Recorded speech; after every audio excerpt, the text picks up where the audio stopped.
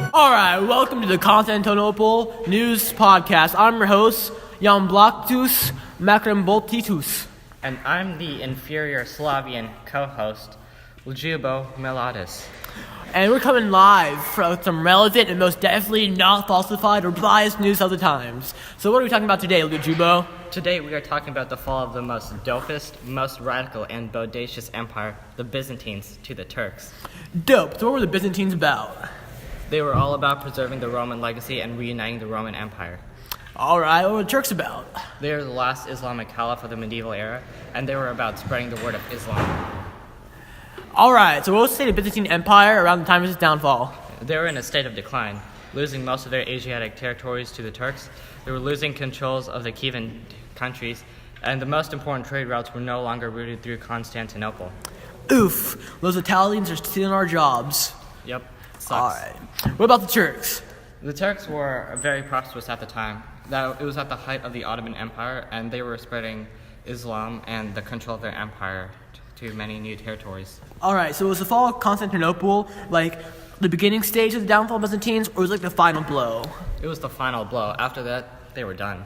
Alright, now it's time for an ad read. Alright, the Constantinople News Podcast is brought to you by the Guild of Pig Farmers.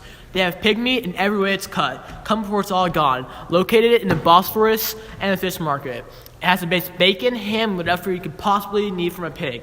Go ahead and give them your business. Thanks to the Guild of Pig Farmers for supporting the Constantinople News Podcast. Alright, so this is Hippolytus Diogenes, who's a survivor of the invasion of Constantinople by the Turks. How you doing, Hippolytus? Terrible. We just got invaded. How do you think we're doing? Oh, that's a shame. Well, you were one of the men who was defending the castle against these guys. Can you tell us exactly what happened that day? Well, Constantinople was already in decline for a while now, with all the other invasions and the loss of our territories. But the Turks, they were the last ones who dealt the final blow. How exactly did they do it? How did they breach our supposedly impenetrable walls? It all started with Mehmed II, who was the leader of the Ottoman Empire during the time. Our walls were a shadow of their former glory, and we had around 8,000 men around the city. The Turks had 75,000 men and lots of ships, and they sieged the city. The siege was around 50 days, and when we were weak enough, they started to break down our defenses by using powerful cannons. Eventually, they were able to penetrate the city by attacking on land and water. They killed the emperor, and they massacred the people inside the city. Oh, that's horrible. How do you guys manage to survive such terrible tragedy? I hid when they entered the city, and I escaped. But after they conquered the city, they weren't interested in killing anymore. They were more interested in looting the houses and villages and pillaging the people. So I was able to leave safely. All right. Well, thank you for sharing your perspective on this terrible, terrible tragedy and giving us a view of how it actually happened. So, death to Muslims. And now it's time for another ad read. The Istanbul News Podcast is brought to you by the Guild of Goat Farmers. Tired of pork because you can't eat it because it's forbidden? Or just want to try something different? Try some goat meat, as they'll be handing out free samples. And goat is just so much better than filthy pig meat. It tastes amazing, so go try some where they were located, where the Guild of Pig Farmers formerly was. Thanks to the Guild of Goat Farmers for sponsoring this Istanbul News Podcast. All right, welcome back to the Istanbul News Podcast. We're coming back to you from Istanbul with all the news. I'm your host, Irem, formerly the infidel name. I am Blaktus Makremboltitus. And here with me is my co-host, Lutfu.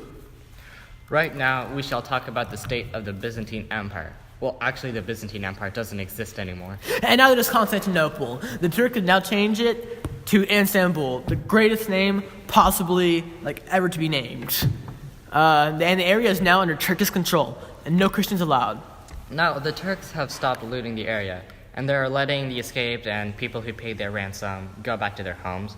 But, of course, after everything that's happened, they probably don't have homes to go back to. That's unfortunate, but they do deserve it for being Christians. Now, thankfully, the Turks have turned the Hagia Sophia into a mosque, its rightful form, and the Sultan has made Istanbul his new capital, and he's currently trying to spread Islam throughout Eastern Europe, a truly successful venture. Many refugees who are trying to escape conversion, who are wrong, are currently trying to flee to Western Europe, and we'll see how successful, but probably unsuccessful, their efforts will be. You're right, they're infidels. Soon we'll know how far Islam has spread into Europe. Well, that's the end of our breaking news segment. And back to you next time for our weekly segment on our new podcast. Our new named podcast, the Istanbul News Podcast. Its rightful name. See you later. Death to all Christians.